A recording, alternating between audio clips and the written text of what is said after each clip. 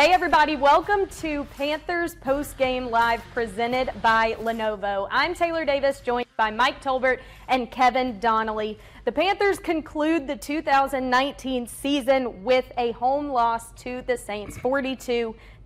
So for one last time, we're going to break this down for you, but today we're going to start on the positive side of things. In an up and down season, the constant for this Panthers team has, of course, been Christian McCaffrey, and today he made history, becoming just the third player in the NFL to record 1,000 yards rushing and receiving, guys. I mean, we talk about this guy every single week, and you get to the point where you're running out of adjectives to describe him, but what does this say about his mark on the league? You know, it's never been a player, and I've been a fan of football since I was 4 years old. There's never been a player that has just taken my breath away when I watched him play.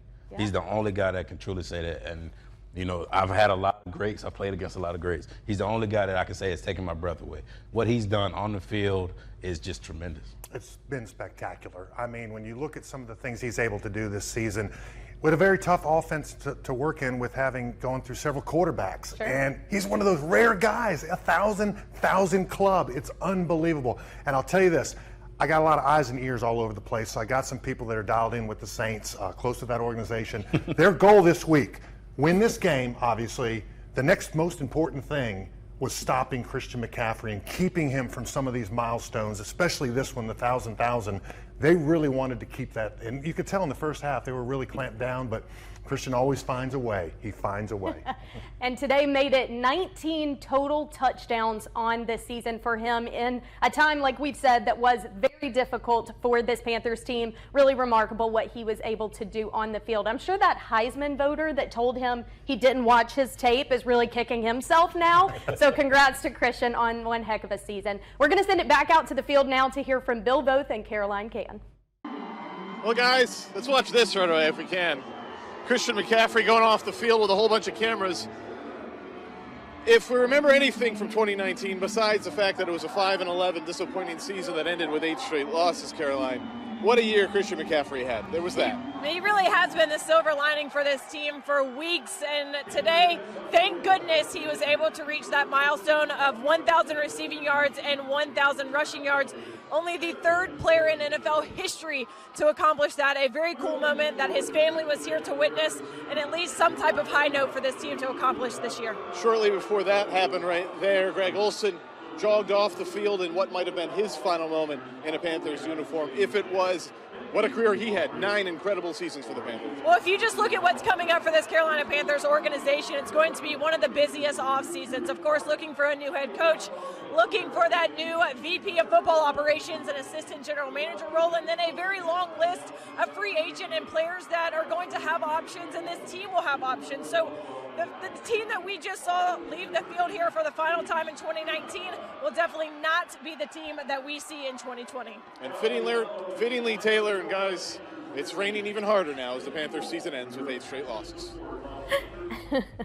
Thanks, guys. Try and get out of that rain if you can now that the game is over. Well, I want to go back to what they mentioned. This could potentially have been the last game for Greg Olsen, and you both know him well. What kind of an impact has he had on this organization? I think more than an impact on his organization, as Carolina Panthers fans, he's had more of an impact in the community. Yeah. The things that he do with Levine Children's Hospital, you know, the thing that he went through with his own family, you know, being able to raise so much money and do positive things in the community. It's a wonder that he's been able to do it for so long, but being the guy on the field, the player that he is, he's a tremendous talent. He's a tremendous player. I know he still got some juice in the tank. You know, I would like to see him still continue to play, but the man has to make a decision for himself and his family. Yeah, and we'll see. I think with Greg Olsen, what you saw was this great combination between him and Cam Newton, and just having that tight end that he could go to every time and count on, a guy that was a coach on the field. And like you said, you know, he really opened up with some of the things with his family and what he does in the community that, you know, first and foremost as fans, you want kick-butt players to go out there on the field and get it done. But if you can get men of integrity that go out there and help the community and do things that help everyone around this organization just do great things, it's phenomenal. And he's just been just an absolute, you know, gem to have on this program. Definitely. I like that. A gem. And I mean, this is a tough season to have been his last. You hate to see a guy like that go out on that note, but totally respectable if he chooses to hang up those cleats now. Quite the career to be proud of. So let's talk about today a little bit. Obviously, the quarterback situation was once again a problem. Will Grier got another start, unfortunately went down with injury. Kyle Allen came in and played well. He looked like a veteran who understood the role. What did you see from the quarterback position today? It was just shaky. Yeah. I mean, from the start to jump, Will was never comfortable. He was constantly being hit by free blitzers. You see DeMario Davis and A.J. Klein come free a few times and lay some pretty good whackings on him. Yeah. So he was never comfortable. And as a young player that's trying to get your foot in this league, get your foot in the door, it's terrible for him. And then, Kyle came in and he actually played pretty well. He came in and the experience, the difference showed. Sure. Yeah. And I think, with Will Grier, they dialed up a couple blitzes that were confusing to him with his reads, but then at the same time, that offensive line, there was opportunities to pick some of those free runners up that got free shots on him. It just made it a tough day. And when, you don't have that offensive line and really great weapons, DJ not being out there, guys hurt on the other line, really felt like he hardly had a chance because you're going against one of the all-time greats in the league, Drew Brees. Right. And so it was tough, but we knew what Kyle Allen was. He went in and did his job. Besides that late interception, looked pretty good. It's what we've seen, and it's definitely a capable backup, maybe more as he grows as a player.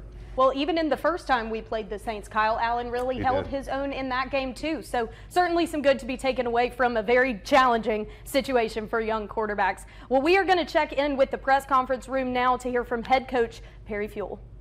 Season now that it's over. Obviously didn't reach the goals that we had set forth for ourselves. There are 4 quarters in a season.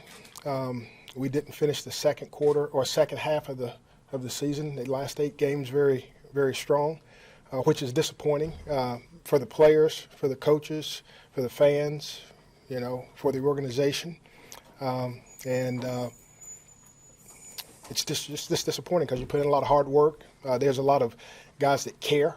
There are a lot of fans that care. The organization cares, and we just weren't as successful as we wanted to be. Does anything in particular stand out with this team struggle to stop the run? To stop the run, I've said it before. It's about shedding blocks, it's getting off blocks, it's whipping the guy in front of you, and it's tackling.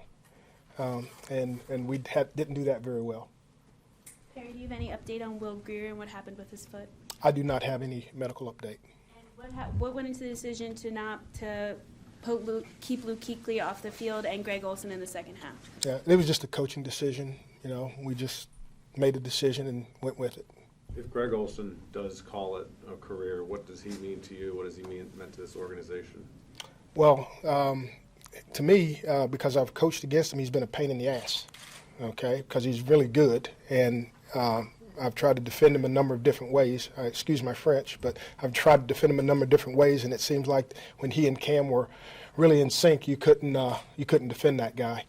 For the organization, I think he's been one of the premier tight ends this organization. I know they had Wesley, and they've had some good tight ends in this organization, and he should be one of the top-tier tight ends within this organization. How much of it was a focal point to go get that record for Christian McCaffrey, and what did it mean for him to reach that? Well, it's no surprise that he's our offense. So we just ran our offense. We definitely wanted him to obtain that record. So yeah, that was a big focal point for us. That was a goal that not only Christian had, but the organization as well as the team had for Christian. How do you assess Brian Burns' first season in the league? He had good moments, and he'd had some not so good moments. And he had a rookie season. We wish those moments could have been high moments throughout the season. He suffered an injury, during the course of the season, and he'll grow and he'll learn from that because you have to play with some of those injuries sometimes. Perry, for whoever comes in as the next head coach, and I know you've expressed interest in that, 8 straight losses to end the season, obviously things really went south there. What would you say the positives are that can be taken, if any, from this season to next year and the next chapter? Yeah, well, I think the positive is that you got Marty Herney here. That's a really good general manager. I think Mr. Tepper wants to do whatever it takes to win.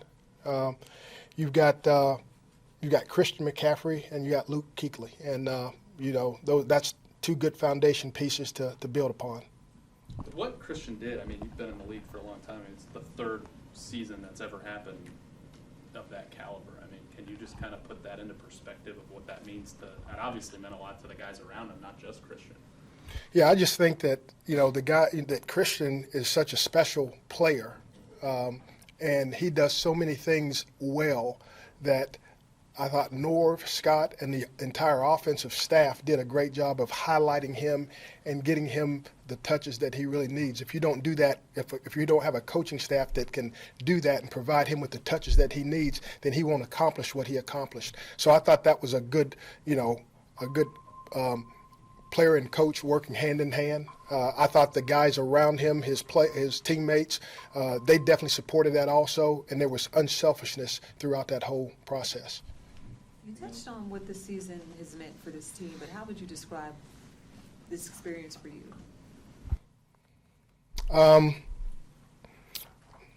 Growing up in this area, you never think you would get a chance to represent your pro team, and it was pretty special. I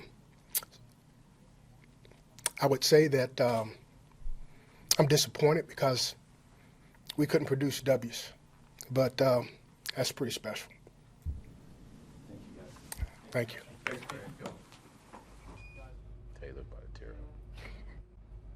I'm a little emotional after that one. I mean, listen, this has been difficult. I mean, anyone who doesn't think that and can't understand the emotion that these guys have to be going through right now, I don't understand that. But for him to say what this opportunity has meant to him, I think deserves recognition. I mean, this was not an easy situation to take on. They were in the midst of a very tough season. Ron Rivera was very beloved, and he knew the interesting dynamic that was going to incur after that. So what can you guys say about the job that Perry Field did? Yes, there were no wins put in that column, but there was a very tough job that he had to take on. It definitely was. Ron Rivera, he is, for the past 9 years, has been what this organization was built around. Him, Cam Newton, Luke Kuechly. Right. Those guys were it's the pillar of this team, this organization. But for him to step up and to have those guys continue to play hard for him, like they were playing for Ron Rivera, says a lot about the kind of coach he is, kind of man that he is, and the way that he goes about his business. Yeah, no one expected this season to be what it was, and then to have that transition from Coach Rivera to him. He didn't ask for it. It wasn't something he was desiring to get to, and then you're suddenly put in a situation where the team's on this losing streak. You're on your third quarterback. You got so many things working against you with injuries and all the different things that have happened through this team. So my hat's off to them. They're already running 100 miles an hour when they're coaching in the NFL. It's 16-hour days. It's brutal. And then that extra work on top of him to try and manage this team and be in control of it on game days. I thought he made a valiant effort.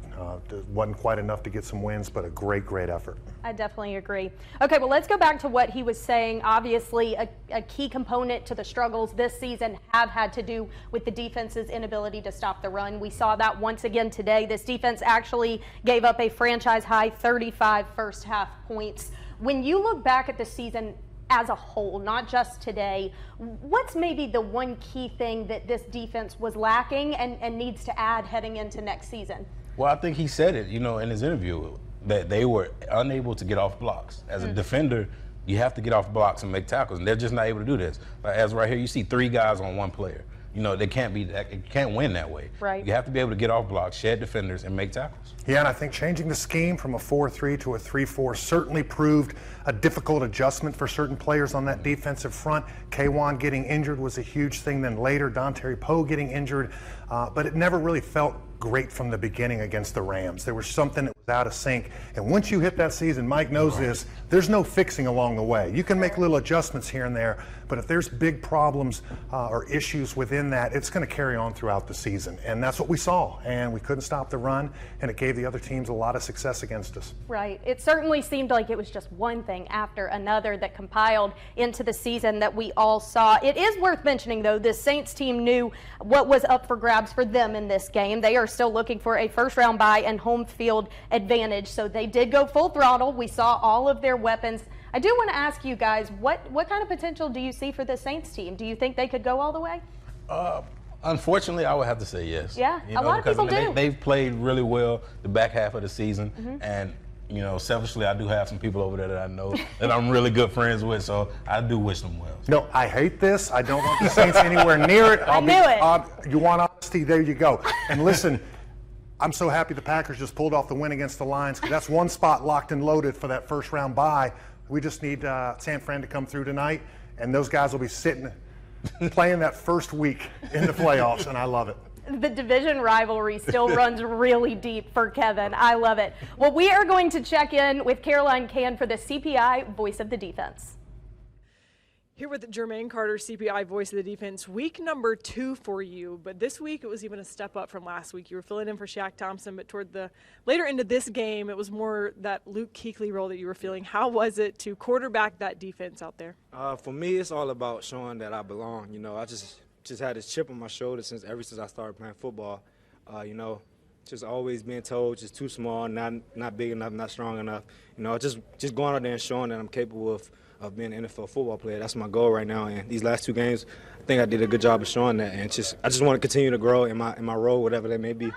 Well, you told me last week that there were just a couple of plays that tripped you up. How did you feel like you did this week? Do you feel like you improved? I think I did improve this week. Still did my fair share of studying. You know, last week they gave me 2 tackles, but I had more than 2 tackles. But it's all good. But you know, just this week, just studying and being in the right position, and just want to make improvements every week. That's just my goal. Well, of course, this team, like every year, there's a lot of change in the NFL, and particularly for this organization this offseason. What does this team mean to you, even though the season didn't end the way that you guys wanted it to? Well, it means a lot, because this is the team that gave me an opportunity. You know, like I said, coming out, a lot of teams didn't believe in me, and Coach Rivera and the staff, they gave me an opportunity, and that's all. I can just thank everybody for the opportunity to be out there and show what I'm capable of. Great. Well, thank you so much for joining us. That's Jermaine Carter, the CPI Voice of the Defense.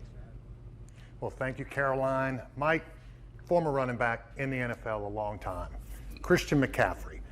Did you have any doubts when he was coming out of college before the draft? Could he run between the tackles? Could he hold up? Could the body, could his style make it in the NFL? You know, being a big guy myself, 5'9", 250, I like running between the tackles. You know, Christian is, 5'11", 200 pounds. I didn't think he could do it, but now finishing up his 3rd season, I don't think there's anybody better at it than him. So. And he's found ways to avoid big hits. You never really see him get rocked. I mean, that's the special thing about him, is that he's getting this production and also able to avoid the big hits to keep him healthy. Yeah, I mean, that's just an attrition and a testament to his offseason work. He knows how to take a hit. He knows how to get to the ground when he needs to. He knows where to get to on the field. I mean, his mental is just as important as his physical.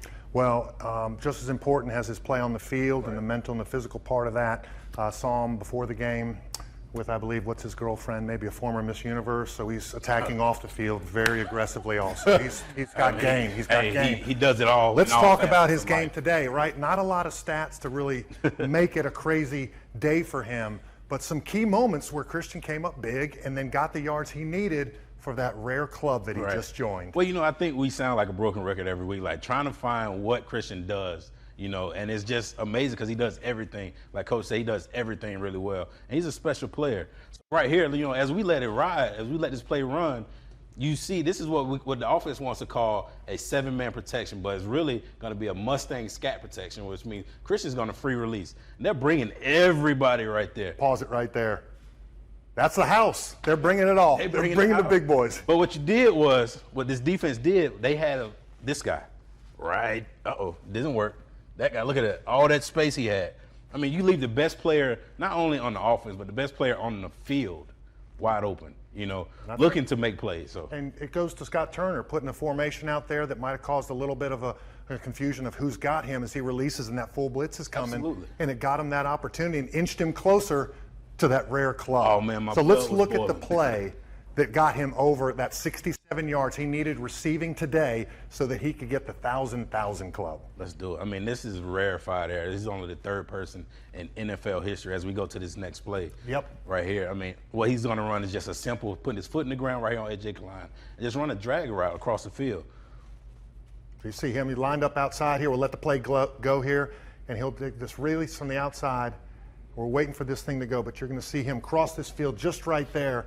And it's a nice little target, but protection breaks down. Protection breaks down, but also what I want you to understand is, like what I said earlier, his mental is just as important as the physical. He sees this guy outside of him, so he settles in the zone. Quarterback makes a play, and then I don't think I've ever seen one person tackle Christian right away. So, I mean, he just gets upfield, and this is the play that broke the record. This is the play that got him over 1,300 yards rushing and over 1,000 yards receiving. It's amazing that this type of player has done this year. Now it's his third year, so can we expect better coming up? Is there still more potential there? I think it's hard to get better than what he already is, but I don't see a drop. You know, I see as we increase the blocking on the offensive line, get that O-line straight. We increase the defense, meaning that the defense will get off the field. He'll get more touches on offense. So I think he can get a little bit better, but as of right now, this guy's the top of the line. All right, well, we talked about in the beginning of the show, talking about Olsen. Is he done? Is he going to keep on playing? Let's go to him now and hear from Greg Olsen. Greg, what were your thoughts when you were walking off the field? You know, just got a lot of great memories playing here. You know, if that is my last one, you know, I'm not going to let, you know, these past weeks kind of ruin what's been just an amazing 9-year experience.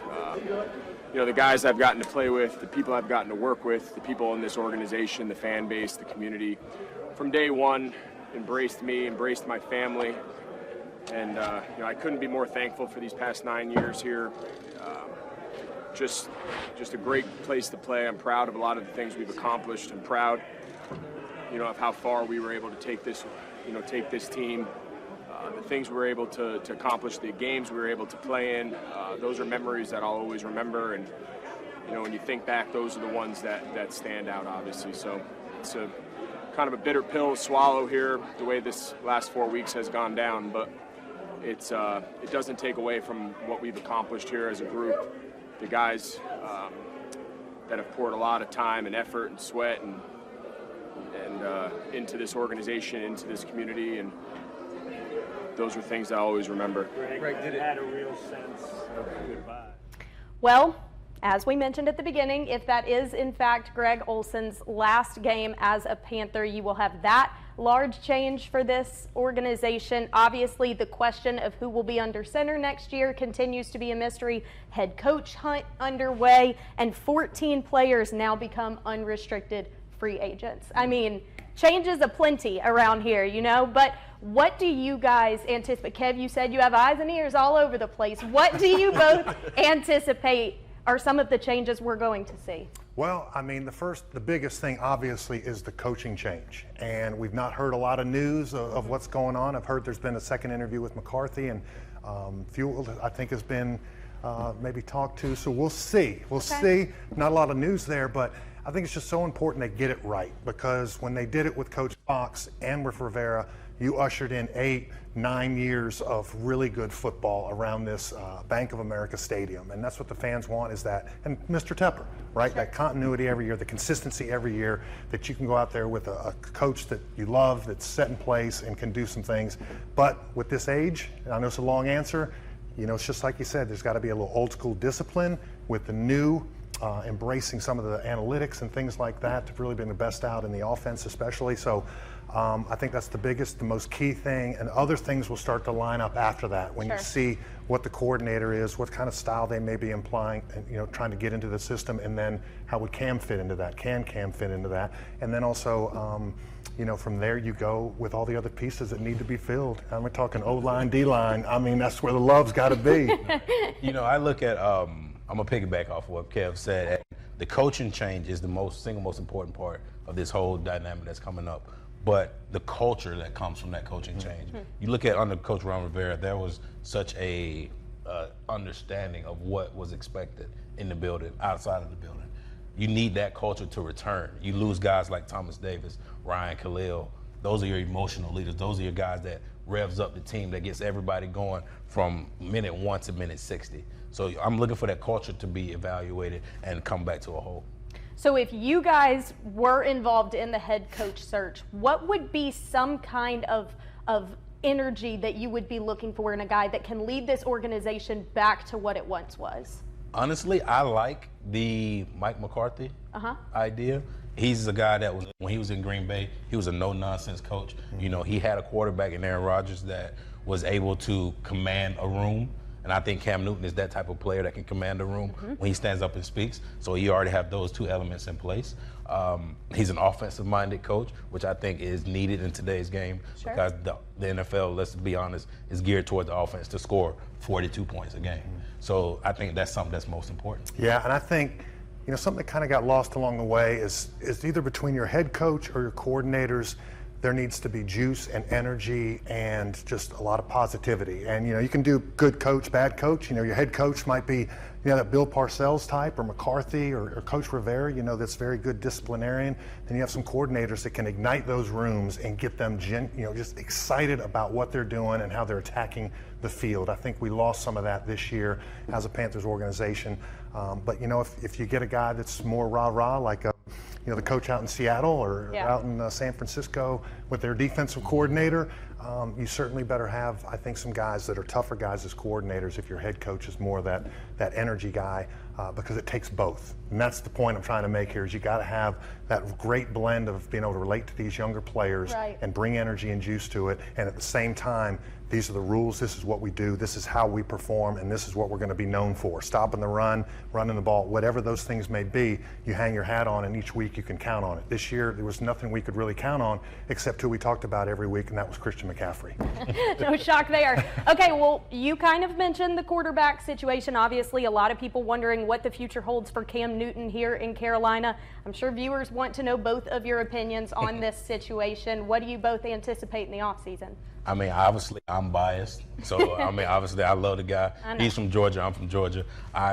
He's from Auburn. You're from Auburn. So you should be on my side. I mean, if we let go of Cam, we trade Cam, whatever it may be, if he's not in a Carolina Panthers uniform next year, it's ridiculous. I don't understand why we would even attempt to get rid of a franchise caliber player like that when, no disrespect to Kyle or Will, they're not the answer. Understood. You have the guy under contract who can be your next guy, who has been your guy for going on 9-10 years now. He can do that again. So. Well, I'll be quick. Listen, I think we saw this year with him being out such a significant period of time, we realized how much he covered up a lot of different blemishes and mistakes and things that happen on the field that no other quarterback could do. Right. And I think it really put into perspective, we got to put some pieces around him, not just the weapons, that O-line.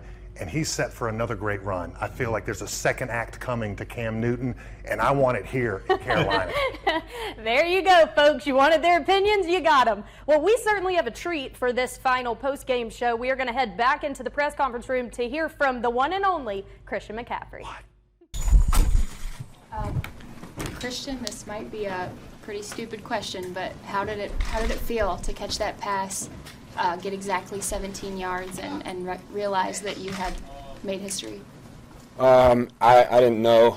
I wasn't 100% sure how much I needed. I'm very appreciative. I got to play with a lot of really cool players who have helped me. This season, I have a lot of people to thank. But at the end of the day, I think we've learned, as a Panthers organization, as a team, I speak for both states, that the most important stat is winning, and we didn't get that done this year.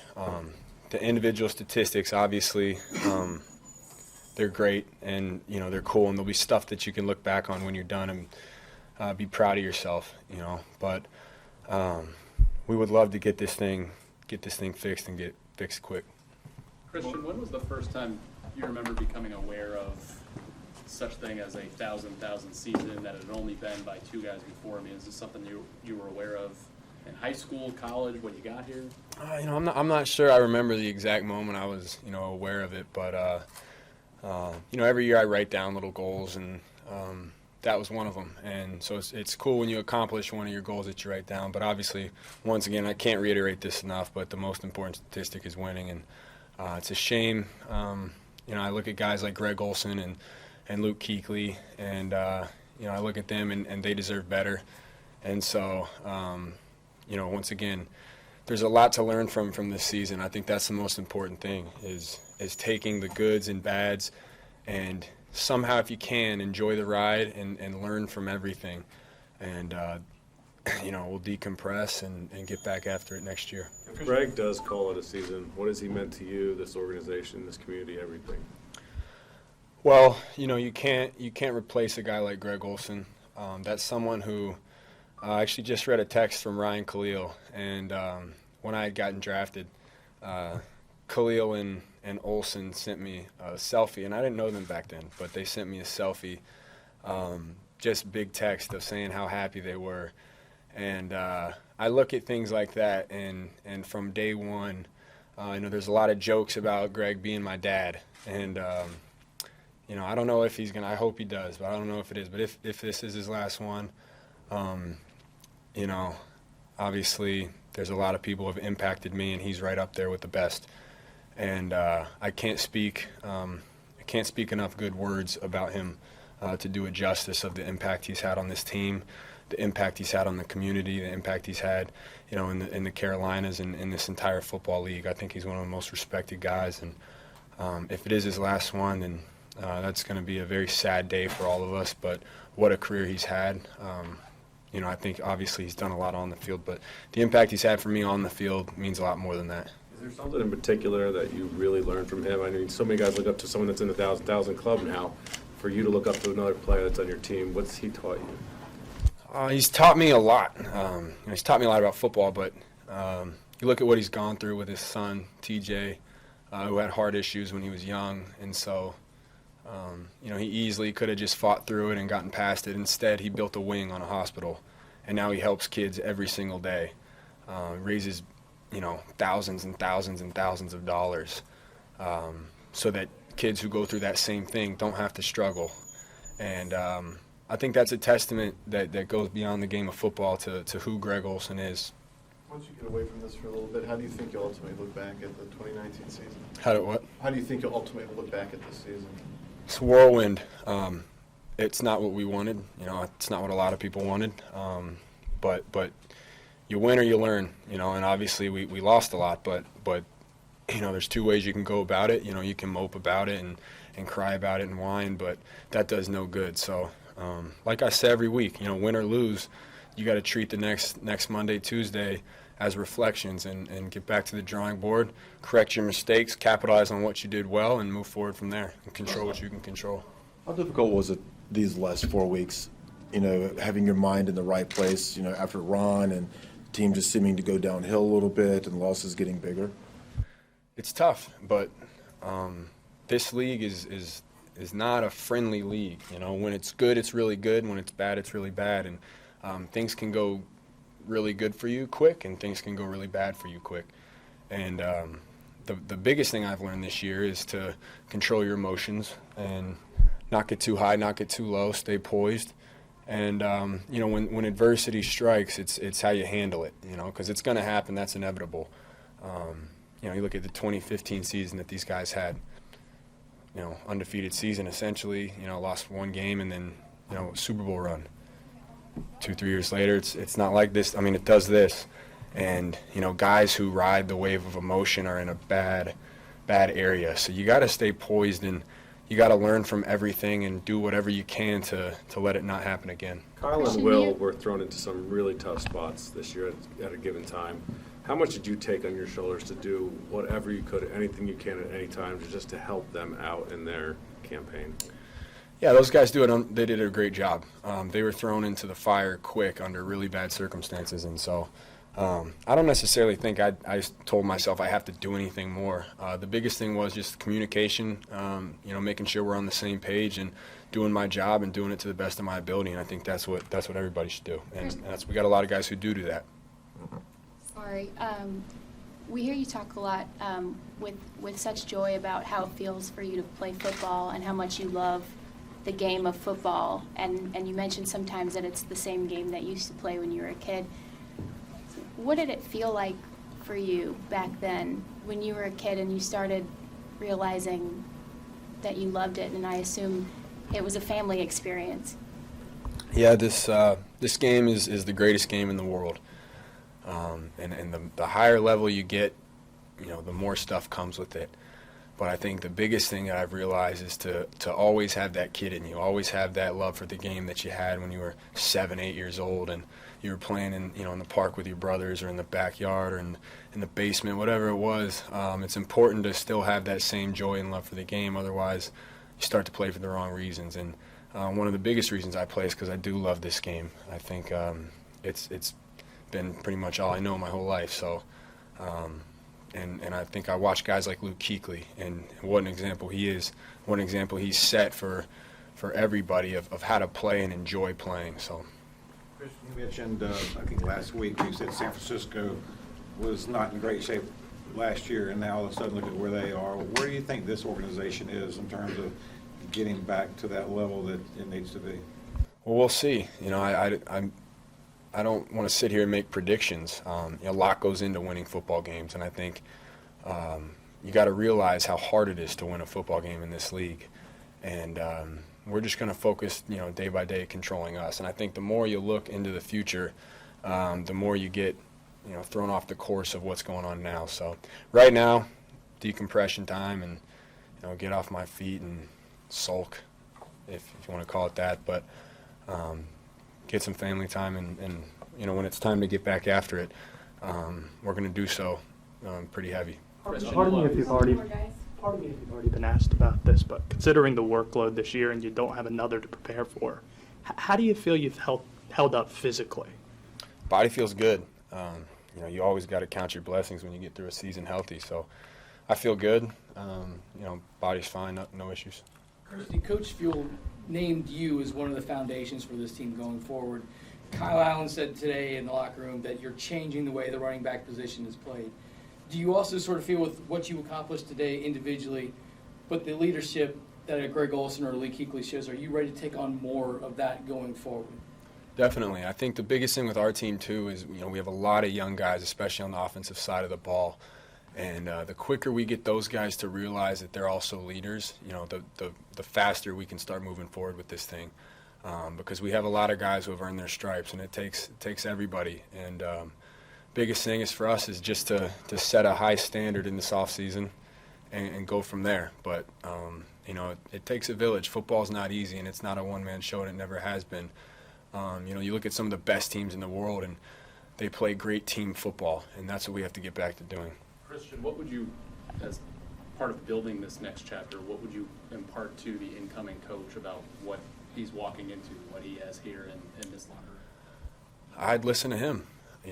He's the coach, and we'll set it. We'll get a standard set. Him and the other leaders, but I don't know who it's going to be. Whoever it is, that's the coach. That's our leader, and so we're going to do what he says. Will Greer came in the last couple of games. Just talk about him and the situation that he took over. Yeah, Will was thrown in the fire, and I think the thing I'm most proud of Will of is he always controlled his attitude and his effort, and studied well. He was thrown in a very tough situation. He made a few plays. Obviously it's bad circumstances, but I think Will did a great job, and he's going to have an unbelievable future in this league. Awesome. Thank you, guys. Thanks, guys. Thanks, Christian. Thank you. Man, really heartfelt press conferences today. Quite a way to end the season to get to hear from a guy who certainly made his mark on the league. I liked his attitude, what he said. He said, look, in these situations, you have to try to enjoy the ride and learn from everything. And I'm sure a lot of people out there are glad to see this season end, but you got to hope that the guys that are returning next year will have learned from this experience and make sure history does not repeat itself next season. What do you two expect for the Panthers next year? I expect to see more of what we saw, the Sack Street boys.